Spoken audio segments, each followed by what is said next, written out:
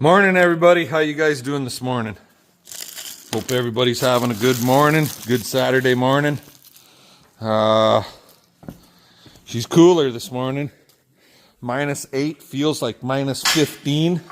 I don't know how they come up with these numbers some days because there's like next to zero wind, but whatever. So this guy, Big Blue here,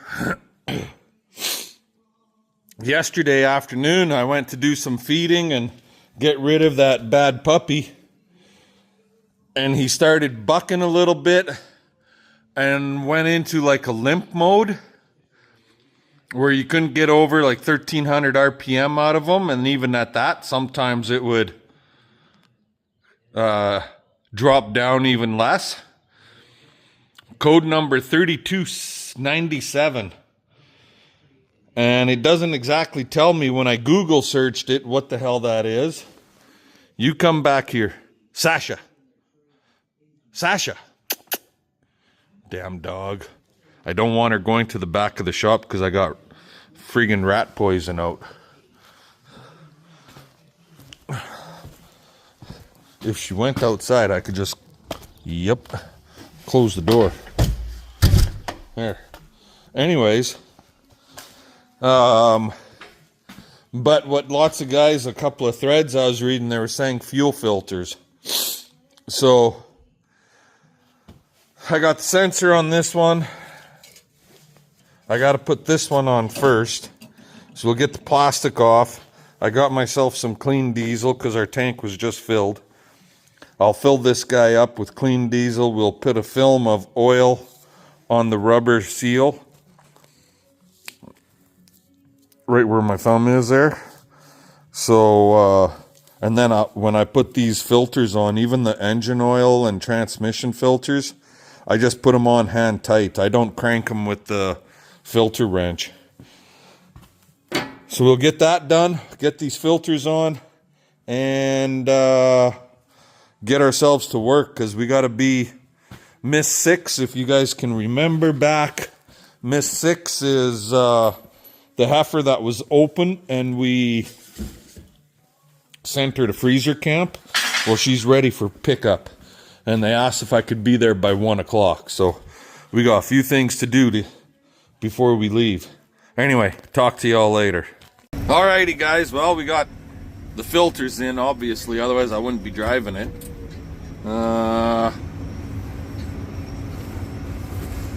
There he is.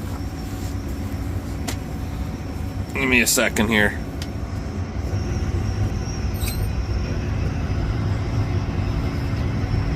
So, that fence picket across the road right at the tip of my finger there.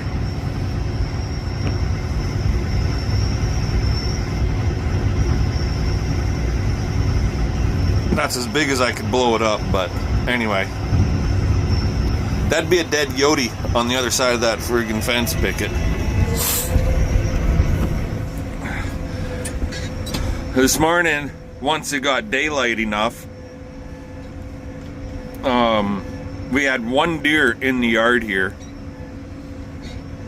Right in the open, right out here. And that friggin' coyote was going after that deer, trying to grab it and whatnot. And I took a crack at him. He was on top of that friggin' bale or snowbank right there. And I thought I hit him because he kind of rolled off of the snowbank. So I walked out to see if I could see him in the friggin' ditch. And lo and behold, then the son of a bitch, he was across the road and just standing over there by that post. Then I smoked him a second time. So, yeah. That's pretty brazen. Like, literally, it was actually past just daybreak. It was like this right now. It was about 7:30, 7:45 when I went after him a second time. Let's see, which two bales am I pulling out this time? So, the deer have not been coming into the yard as much. Now with the melt on, warmer weather, they're staying out in the fields and out in the bush area, and these goddamn Yotes. Well, let's see, that's 2 that I got in 2 days, because yesterday we got 1 and today we got another 1, but that would be 4 or 5 that I've shot now, basically in my friggin' yard. And I was gonna turn my pairs into a different corral, and now I'm nervous to put them in that corral, because that corral is the corral that the coyotes actually killed the deer inside that corral, which is the wood heated water tank corral, or what CP and I call the new corral. So you guys on YouTube land, you will know it as the wood heated water tank corral, because that's where that piece of equipment is that we built. But to CP and I, it's called the new corral. Well, that didn't turn out the way I wanted it to.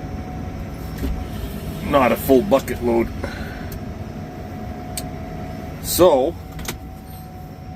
But so far at this point, my fuel filters, I don't know, they must have been plugged up just enough that it wasn't getting proper flow, because I started the tractor just to turn the steering wheel before I changed the filters, and as soon as I started it, it went into that limp mode, like immediately. It started fine, but it goes into that limp mode where you can't get no revs out of the sumbitch. So anyways, now she's revving up and the whole bit, and everything seems to be working normal. So I'll take a couple bucket loads out to the cows, and then we'll finish up our chores at the barn after. Anyway, that's another dead puppy down and out. Yesterday morning there was actually 3 in the yard, and I got one of them, and I'm guessing this is another one. So I don't know if they've had their pups yet, or if they're still in mate. They usually mate in January and February, so they should be having their pups end of March to mid-April. So my guess is that they're teamed up for the mating season. Anyways, let's get some cows fed. Talk to you guys later. Alrighty guys, still feeding here. I had to take a break from it. Why? Well, that freaking thing, that code came back on, that 3297. So I did some more Google searching, and today I found where it actually says oil temperature too hot, could be low oil level, could be plugged oil filters, could be plugged oil cooler. There's a multitude of things. Well, I just put brand new filters in it. We just changed the oil in it like friggin' 20 hours ago. So I did check the oil level. It's right up. Filters are brand new and they're not damaged or anything like that. So I went ahead and I blew all the rads out, did a quick blow job on the rads on all of the coolers out front, in the very front of the engine there. So we'll see what that's gonna do. if it's gonna help or not. When I shut the tractor off and then did that with the air gun on the rads, then started it, it flashed, the yellow light flashed quick, and then it went out. And well, right now I'm not gonna rev it up very high because she's bouncy through here, all the frozen turds and stuff. But once we get into the open ground out that way, I'll rev it up a little bit more, and we'll see what happens. The temperature is up by the gauge, so it's running normal. It's never overheated like this winter. Like where the gauge is, this gauge right here, where that is, that's where it's run all winter. It's never run on the warm side or on the hot side. You would think if your oil temperature is high, that means your engine temperature would be high, no? But I don't know, maybe not. Or maybe it's just a friggin' faulty sensor that's starting to go bad on us. We do have 10,676 hours on this tractor. So, yeah. It's hard to believe that. You know, we bought this tractor, what is it now, 3 years ago?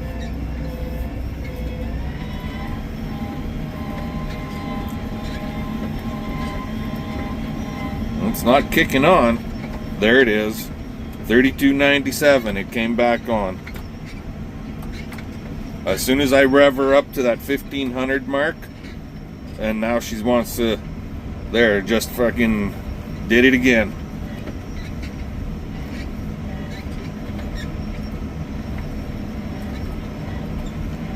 And that's as high as I'll be able to rev it.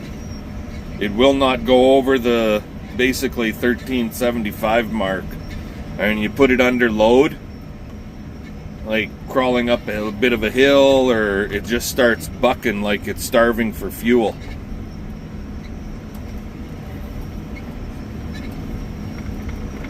We got new fuel filters in it, so I don't know what the fuck is going on.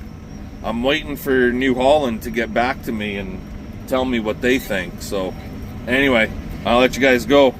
We'll eventually figure this out, hopefully sooner than later. We'll talk to y'all later. Alrighty guys, well, heading down to pick up freezer camp beef. Anyway, talked to the service manager at Mazer Group, and so for the T6 or T6000 series type tractors, that 3297 code, and like I said, I tried Googling it and it was coming up oil and oil pressure and hot oil and all that bullshit. That must be for a different series of freaking tractor, because it's not for mine. According to Mazer Group, that is low fuel or low fuel rail pressure. So either we got a blockage, or the lift pump is going, or something along that line. I'm leaning towards a blockage because we were out of fuel in our big bulk tank, and I didn't run the tractor out of fuel, but I ran it real low, and that's the first time I've run it that low since we've owned it. And I'm wondering if there wasn't some shit in the tank and maybe it sucked it in the line, and we've got a bit of a blockage now. So I've said it before and I'll say it again, I'm not a mechanic. Like for cars, trucks, engines on tractors, I'm not a mechanic. If it's a round baler, a hay bind, mechanical mechanics that way, I can fix that. I'm comfortable with that, no issue. But This is... I'm sure I could figure out where the goddamn fuel line is to pull the fuel line off the sediment bowl, the supply line, and blow it back, and then run the tractor, hook it back up, run the tractor, and see if that is going to get us our fuel pressure and hold the pressure. Give that a try. I don't know.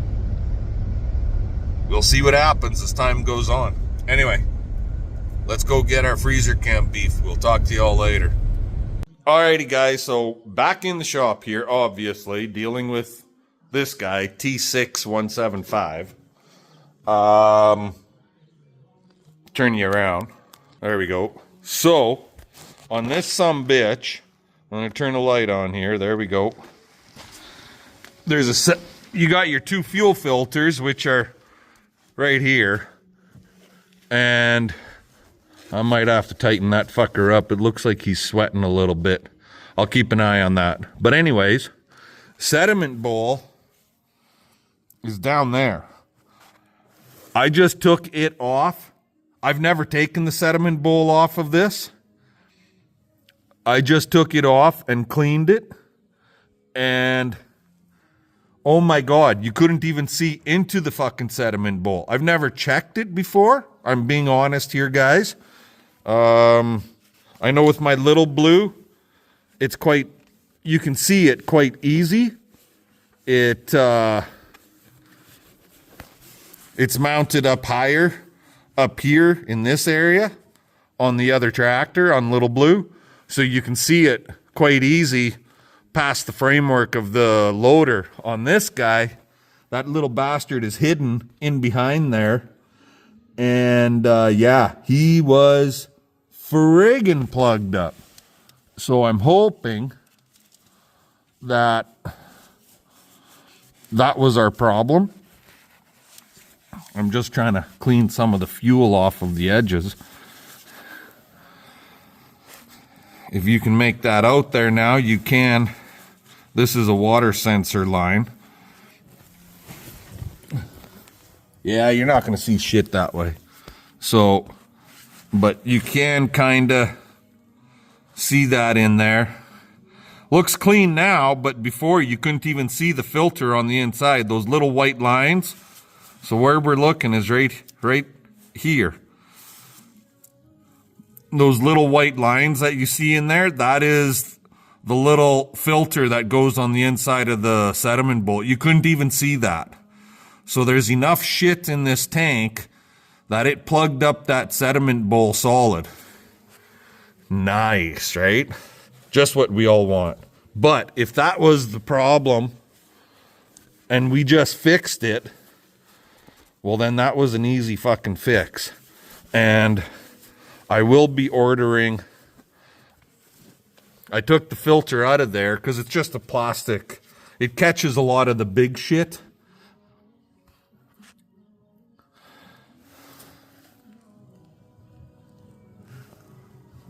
If that helps you any. You can kind of see some little black shit in there. Well, that's on the inside that I didn't quite get it all off of that little filter. So, yeah. I blew it out with the air compressor under low air pressure because I didn't want to fucking put a hole in it. Because it's just a little plastic filter to catch the big shit, right? Anyways, now we're going to start this bastard up. And we're going to take it for a burn. And see what happens. Okay, I'll let you guys go. I'll bring you back when we get it out of the shop. Talk to you later. Alrighty guys, well, by golly.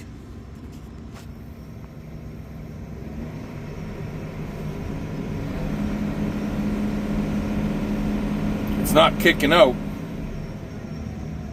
I just spent the last 15 minutes or so pushing some snow here because I got to get corral panels, these 3 plus another roughly 4 more to extend all the way across to that one there. And one of those corral panels needs to have a gate in it just in case. Because when we bring the cows home, they get locked into the other side of the corral panels, obviously.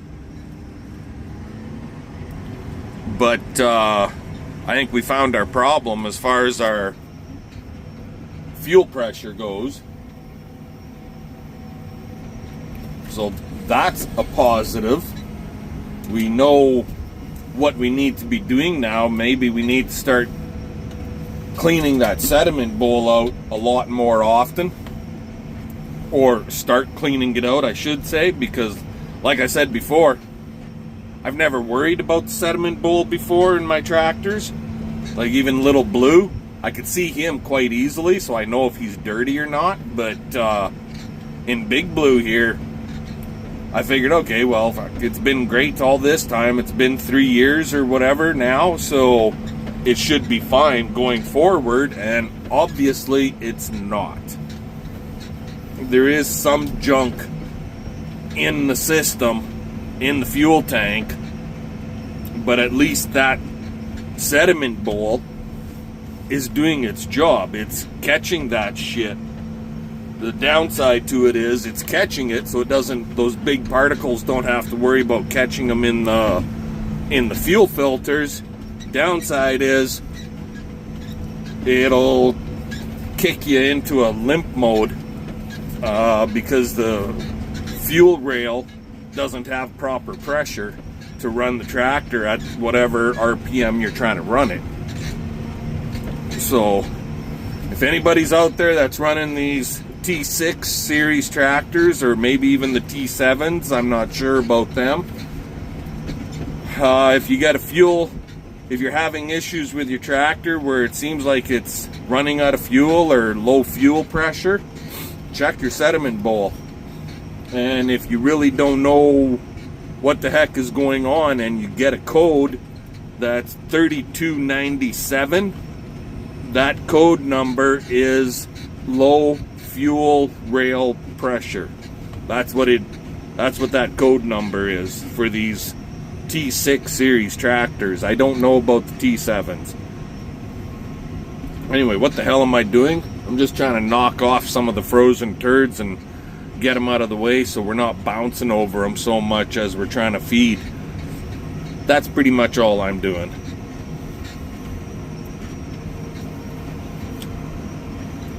Now that we know what the problem is, and it is pretty much chore time,